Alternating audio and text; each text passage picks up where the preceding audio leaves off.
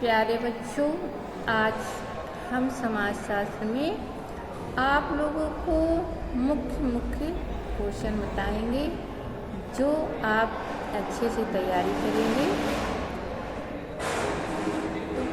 उसमें आपको क्या है, प्रश्न सहित आंसर मिलेंगे और आप लोग क्या है, वीडियो के चलते आप देखेंगे और नोट भी करेंगे।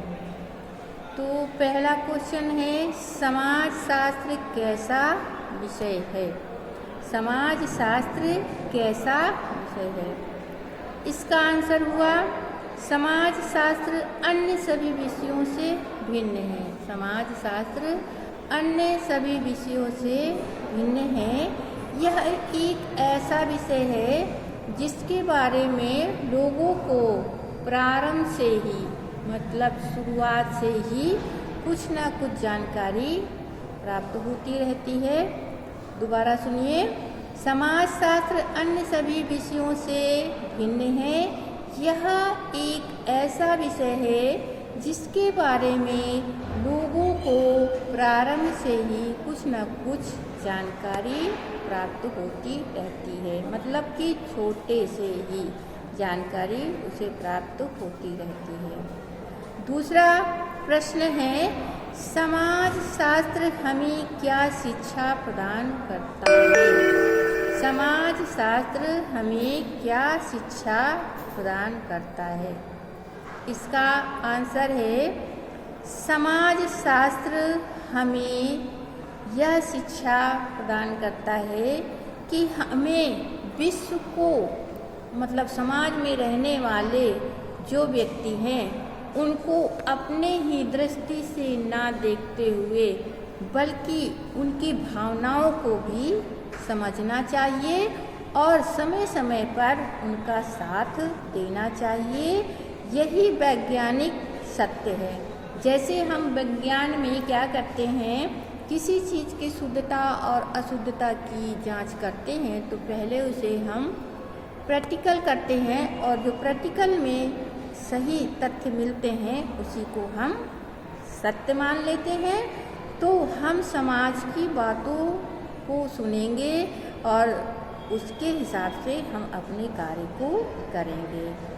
तीसरा प्रश्न आपका है, आत्मवाचक किसे कहते हैं? आत्मवाचक किसे कहते हैं? समाजशास्त्र में हमें क्या ज्ञान प्राप्त होता है कि दूसरे का हमारे के प्रति क्या कर्तव्य है, दूसरे का हमारे लिए क्या कर्तव्य है और स्वयं के प्रति हमारा क्या दृष्टिकोण है। मतलब जैसे हम दूसरे का साथ देंगे समय पर तो वो भी हमारा कभी ना कभी साथ देगा और हमारे कर्तव्य क्या हैं समाज के प्रति, तो हम उस तरह से कार्य को करेंगे। तो कहने का मतलब यह है कि दूसरे का हमारे प्रति क्या दृष्टिकोण है और हमारा स्वयं के प्रति क्या दृष्टिकोण है, इसकी प्रक्रिया को हम आत्मवाचक या स्ववाचक कहते हैं। अब नेक्स्ट क्वेश्चन आपका है, सामाजिक परिघटना की क्या समस्याएं हैं? सामाजिक परिघटना की क्या समस्याएं हैं? उत्तर इसका है, सांप्रदायिकता या जातिवाद।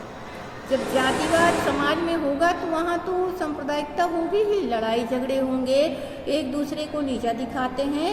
जैसे क्या है, उच्च जाति का व्यक्ति निम्न जाति में उत्पन्न हुए व्यक्ति को अपने से नीचा मानता है, तो जब समाज में एक दूसरे की लोग क्या है बुराई करेंगे, एक दूसरे को नीचा दिखाएंगे, तो वहाँ पर सांप्रदायिकता, ये तो स्वाभाविक है कि सांप्रदायिकता होना ही है।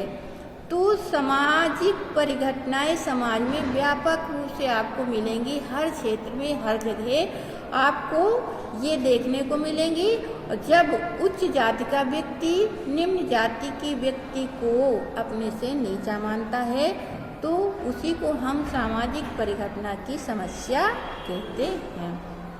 अब आप क्या है, नेक्स्ट क्वेश्चन पे चलिए कि वर्ग से आप क्या समझते हैं? वर्ग से आप क्या समझते हैं? इसका आंसर है, वर्ग परिस्थिति पर आधारित होता है। परिस्थितियाँ आप जानते हैं, उसमें कोई भी जाति का व्यक्ति हो, चाहे उच्च वर्ग का हो, मध्य वर्ग का हो या निम्न वर्ग का हो, यदि उसके पास क्या है, संपत्ति नहीं है, समय समय पर कोई कार्य को समय से नहीं निपटा पाता है और हर कार्य समाज में या हो या कहीं और हो, बिना संपत्ति के कोई कार्य नहीं होते हैं। तो क्या है, ये परिस्थिति पर आधारित होता है और इसका मुख्य आधार आर्थिक, जो हम संपत्ति या आर्थिक स्थिति कहते हैं।